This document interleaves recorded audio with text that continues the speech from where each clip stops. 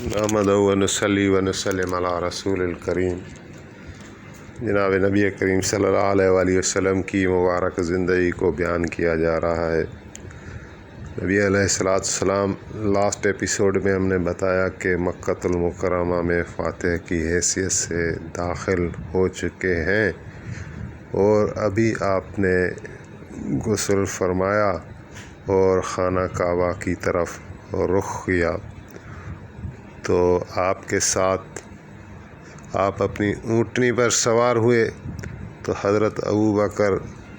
حضرت اسید بن حضیر، حضرت بلال بن رباح، حضرت عثمان بن طلحہ، حضرت محمد بن مسلمہ یہ آپ کے قریب تھے، اور محمد بن مسلمہ نے اس اونٹنی کی رسی پکڑی ہوئی تھی، اور آپ علیہ السلام بیت اللہ میں داخل ہو گئے اور سورۃ فتح کو آپ آہستہ آہستہ تلاوت کر رہے تھے۔ حجر اسود کو آپ نے اپنی عصا مبارک سے چوما، تکبیر کا نعرہ لگایا اللہ اکبر، جس پر سارے مسلمانوں نے تکبیر کا نعرہ لگایا اللہ اکبر، تو کافروں کے دل بیٹھ گئے، گھبرا گئے، وہ بھی خانہ کعبہ میں موجود تھے۔ آپ طواف اپنی اونٹنی پر کر رہے تھے اور پھر آپ بیت اللہ میں داخل ہوئے اور بتوں کو توڑ کر باہر نکالا۔ اس کا تفصیل کچھ اس طرح ہے کہ آپ نے حضرت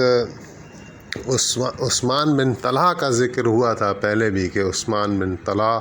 خالد بن ولید اور عمرو بن عاص یہ ایک ساتھ مسلمان ہوئے تھے، تو حضور علیہ السلام بہت خوش ہوئے تھے اور آپ نے فرمایا کہ مکے والوں نے اپنے جگر و گوشہ ہمارے حوالے کر دیے۔ یہ وہ لوگ تھے جو 17-18 سال حضور کی دشمنی میں انہوں نے گزارے تھے اور بڑا معاشرے میں اثر رکھتے تھے، تو لیکن بہرحال فتح مکے سے پہلے یہ اسلام میں داخل ہو گئے۔ اور عثمان بن طلحہ وہ ہے جس کے خاندان کے پاس خانہ کعبہ کی چابی ہوتی تھی، تو آپ نے ان کو فرمایا کہ چابی دو، تو چابی چونکہ یہ مسلمان ہو چکے تھے تو چابی ان کی والدہ کے ہاتھ میں تھی، جس کا بھی ذکر ہوا تھا، سلافہ بنت سعد اس عورت کا نام ہے، جس نے قسم اٹھائی تھی کہ عاصم بن ثابت کے کھوپڑی میں شراب پیے گی۔ تو حضرت عاصم کا بھی قصہ گزر چکا، ابھی یہاں موضوع طول پکڑ جائے گا۔ تو بہرحال حضور علیہ السلام نے چابی کے لیے حضرت بلال کو عثمان بن طلحہ کے ساتھ بھیجا کہ جا کے عثمان بن طلحہ کی والدہ سے چابی لے لیں سلافہ سے، لیکن سلافہ چابی دینے میں ٹال مٹول کر رہی تھی، دیر کر رہی تھی، تو پھر آپ نے اپنے بہت ہی معتبر صحابہ جناب حضرت ابوبکر اور جناب حضرت عمر رضی اللہ تعالی عنہما کو بھیجا کہ ان سے جا کے چابی لے آئیں۔ تو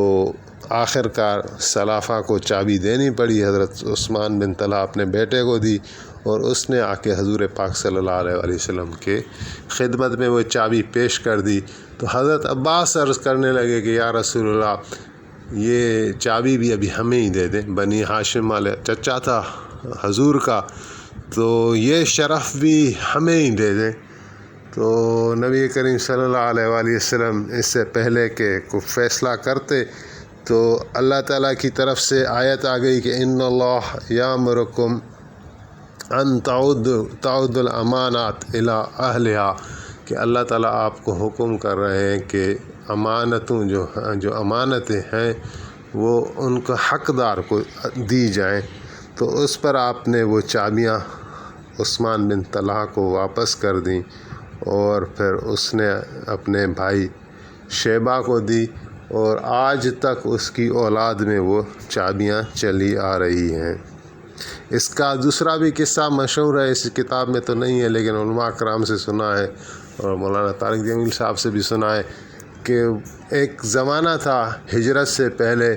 کہ آپ نے عثمان بن طلحہ کو فرمایا تھا کہ چابیاں ان کے پاس ہوتی تھی کہ مجھے چابی دے دو، میرا جی چاہ رہا ہے کہ میں خانہ کعبہ کے اندر داخل ہو جاؤں۔ تو ہجرت سے پہلے آپ اکیلے ہوتے تھے، تھوڑے بہت ساتھی تھے آپ کے ساتھ، لیکن قبضہ ان کا کفار مکہ کا تھا اور وہ آپ کی ان باتوں کو نہیں مانتے تھے، تو اس نے چابی دینے سے انکار کیا۔ اور پھر حضور علیہ السلام نے اس وقت فرمایا تھا کہ ایک وقت آئے گا عثمان کہ جس جگہ میں کھڑا ہوں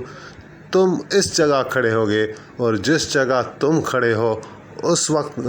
میں وہاں کھڑا ہوں گا اور چابی میرے ہاتھ میں ہوں گی۔ تو بجائے کہ نبی علیہ السلام کوئی انتقامی کارروائی فرماتے یا کوئی محروم کرتے، لیکن واپس چابی آپ نے اسی خاندان کو دی، اور ساتھ میں یہ بھی بشارت دی کہ یہ قیامت تک تمہارے اولاد میں رہے گی، سوائے اس کے کہ کوئی ظالم تم لوگوں سے چھینے۔ تو آج بھی کہتے ہیں کہ چابیاں اسی خاندان میں ہیں موجود۔ وہ چابیاں لے کر آپ بیت اللہ کی عمارت میں اندر داخل ہو گئے، تو آپ کے ساتھ چند صحابہ تھے، حضرت بلال، حضرت اسامہ بن زید، یہ دونوں خاص خادم تھے، حضرت عثمان بن طلحہ جن کے پاس وہ چابی تھی، اور پھر حضرت علی المرتضیٰ کرم اللہ وجہ الکریم۔ اس کے بعد آپ نے خانہ کعبہ میں نماز ادا کی، اور وہ خانہ کعبہ کا دروازہ اندر سے بند کرا دیا تاکہ لوگ زیادہ جمع نہ ہو جائیں، اور پھر آپ نے اپنی عصا مبارک سے وہ 360 بت جو رکھے ہوئے تھے ان کو توڑا، اور مبارک زبان پر قرآن پاک کی وہ آیت تھی کہ قل جاء الحق وزحق الباطل ان الباطل کان زہوقا، کہ حق آ گیا، باطل مٹ گیا، اور باطل کو تو مٹ ہی جانا ہے۔ اور یہ آپ جس بھی بت کو اشارہ کرتے تھے، لاٹھی لگاتے تھے، عصا مبارک لگاتے تھے، تو وہ بت جو ہے منہ کے بل گرتے جاتے تھے۔ آخر 2-3 بت ایسے تھے جو بہت اونچے رکھے ہوئے تھے، اور ان کو توڑنے کے لیے آپ نے حضرت علی مرتضیٰ کو دیکھا، تو حضرت امیر المومنین عرض کرنے لگے کہ یا رسول اللہ، آپ میرے کندھوں پر سوار ہو جائیں اور ان بتوں کو توڑ دیں۔ تو حضور نے فرمایا کہ نہیں، تم میرے کندھوں پر سوار ہو جاؤ اور ان کو توڑو۔ تو حضرت علی عرض کرنے لگے کہ یا رسول اللہ، یہ تو ادب کے خلاف میں سمجھتا ہوں۔ تو آپ نے فرمایا الامر فوق الادب، کہ میں جب تمہیں حکم کر رہا ہوں تو ادب کا واسطہ ختم ہو گیا۔ پھر حضرت علی المرتضیٰ نبی کریم صلی اللہ علیہ وآلہ وسلم کے مبارک شانوں پر چڑھے، اور حضور کا عصا مبارک ہاتھ میں لیا اور ان بتوں کو توڑا، حبل کو اور دوسرے بتوں کو، اور پھر فرمایا کہ یا رسول اللہ، مجھے ایسا معلوم ہو رہا ہے آپ کے مبارک شانوں پر جب میں سوار ہوا ہوں تو مجھے ایسا معلوم ہو رہا ہے کہ گویا یہ میرا ہاتھ عرش الہی تک جا رہا ہے، کسی چیز کو میں چھوں تو چھو سکتا ہوں۔ البتہ انہی بتوں میں کچھ ایسے بت تھے، کچھ ایسے تصویریں انہوں نے بنائی تھی جو حضرت ابراہیم علیہ السلام کی مبارک صورت پر تھی، جو حضرت اسماعیل علیہ السلام کی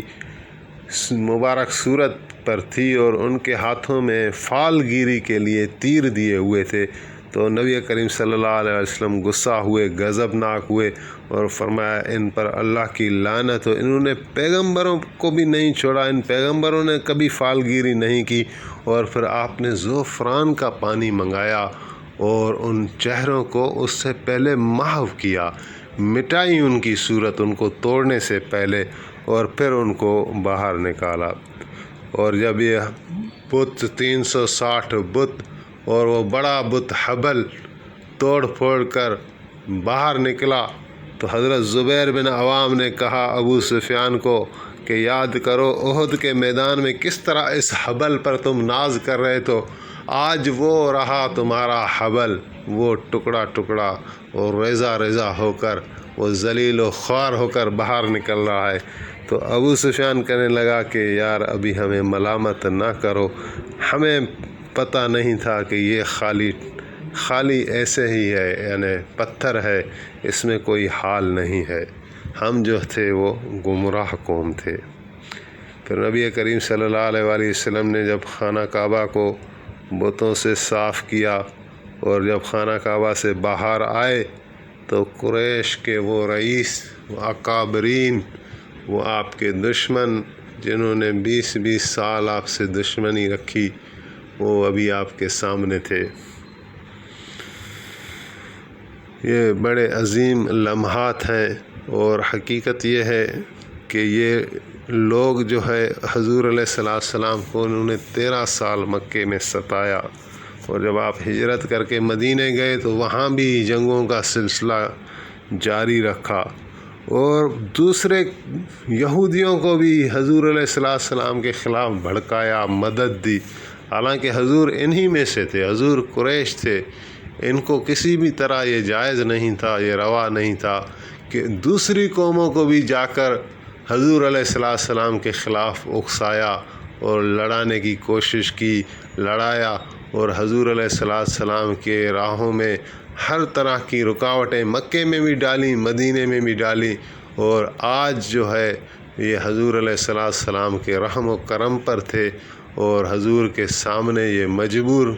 کھڑے تھے۔ اور حقیقت یہ ہے کہ وہاں جو قانون رائج تھا اس وقت وہ یہ تھا کہ جب کوئی قوم کسی قوم پر فتح حاصل کر لیتی تو پھر وہ سارے کے سارے اس کے غلام ہو جاتے، ان مردوں کو غلام کر کے بیچا جاتا تھا یا ان کو قتل کیا جاتا تھا۔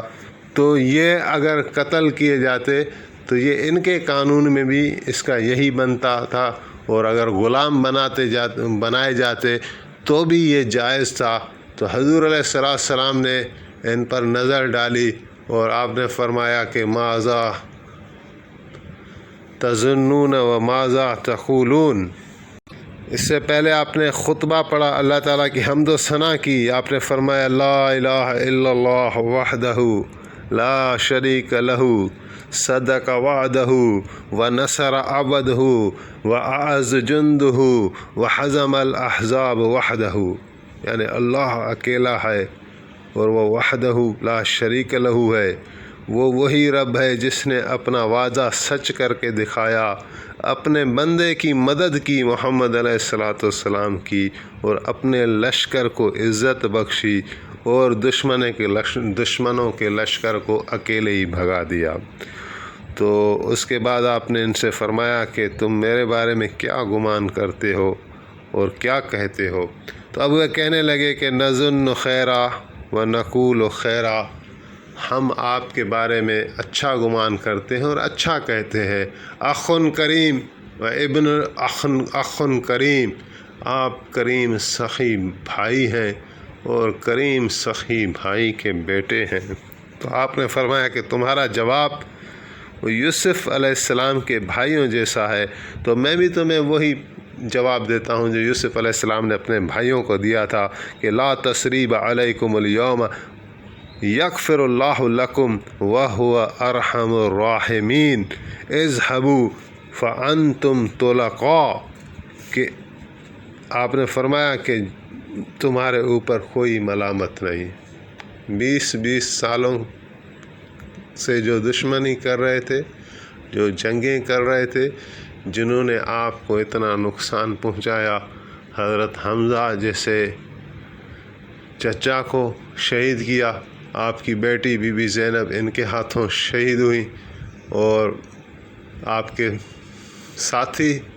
مصعب بن عمیر جیسے، اور آپ کے ساتھی عاصم بن ثابت جیسے، اور آپ کے ساتھی سعد بن معاذ جیسے ان کے ہاتھوں شہید ہوئے۔ تو آپ نے ان کو ایک جملے میں ساری خطاؤں کو معاف کیا اور فرمایا تمہارے اوپر کوئی ملامت نہیں، اللہ تمہیں معاف کرے گا، اللہ ارحم الراحمین ہے۔ اذهبوا فاذهبوا فانتم طلقاء، تم چلے جاؤ، تم آزاد ہو، نہ تمہیں غلام بنایا جا رہا ہے، نہ تمہارے لیے قتل کا فیصلہ ہے، بلکہ تمہارے لیے عام معافی ہے۔ اس کے بعد آپ نے پھر اللہ تعالیٰ کی تعریف کی اور خطبہ دیا اور فرمایا کہ وہ جہالت والی رسمیں جو ہیں وہ بیکار ہیں، اور فخر اور تکبر کرنا بیکار ہے، تم سب آدم علیہ السلام کی اولاد ہو، اور ان اکرمکم عند اللہ اتقاکم، اور اللہ کے ہاں عزت والا وہ ہے جو زیادہ تقوی والا ہے۔ ابھی ظہر کا وقت ہوا تو حضور علیہ السلام نے حضرت بلال کو فرمایا کہ تم خانہ کعبہ کے چھت پر چڑھ جاؤ اور وہاں جا کے آذان دو۔ تو وہاں انہوں نے آذان دی۔ جب آذان دی تو یہ کفار مکہ بھی موجود تھے، تو یہ آپس میں کہنے لگے، یہ کچھ سردار قسم کے لوگ تھے کہ حارث بن ہشام تھا، ایک عتاب بن اسید تھا اور ایک یہ ابو سفیان تھا، یہ تینوں کھڑے ہوئے تھے۔ تو عتاب نے کہا کہ اچھا ہوا کہ آج میرا باپ نہیں ہے، مر گیا، اور یہ دن اس کو نہ دیکھنے پڑے کہ خانہ کعبہ میں یہ اذان ہو رہی ہے۔ تو اس پر ابو سفیان نے کہا کہ میں کچھ نہیں کہوں گا، اگر میں کچھ کہوں گا تو کنکریاں بھی جو ہیں میرے متعلق وہ بتا دیں گی۔ تو حارث نے کہا کہ اگر ایسی بات ہے مجھے اس طرح کوئی بتا دے تو میں تو مسلمان ہو جاؤں گا۔ اور یہی ہوا، پھر یہ ایسے بات کر رہے تھے اور حضور علیہ السلام ان کے اوپر رونق افروز ہوئے۔ تو آپ نے فرمایا کہ تم اذان کے متعلق کیا بات کر رہے تھے؟ تو یہ چپ ہو گئے، ڈر گئے۔ تو پھر آپ نے فرمایا تمہاری گفتگو کو میں جانتا ہوں۔ پھر آپ نے فرداً ان کو بتایا کہ تم نے یہ کہا، تم نے یہ کہا، تم نے یہ کہا۔ تو وہاں حارث بن ہشام اور عتاب بن اسید نے دونوں نے شہادت کا کلمہ پڑھا اور کہا کہ نشہد انک رسول اللہ، بے شک آپ اللہ کے سچے رسول ہیں۔ یہ تو ہوا ہی نہیں کہ ہم تینوں نے بات کی، یہاں کوئی چوتھا تھا نہیں، اور آپ آتے ہی ہمیں کس طرح بتا رہے ہیں، بے شک آپ اللہ کے رسول ہیں۔ انہوں نے سچے دل سے کلمہ پڑھ لیا۔ پھر حضرت ابوبکر صدیق آئے اور اپنے والد کو لے کر آئے، ابو قحافہ، وہ نابین ہو چکے تھے، بوڑھے ہو چکے تھے، حضور کی بارگاہ میں لے کر آئے تو انہوں نے بھی کلمہ پڑھا۔ تو حضور فرما رہے تھے کہ ابوبکر ان کو یہاں لے آئے، اگر مجھے تم بتاتے تو میں ہی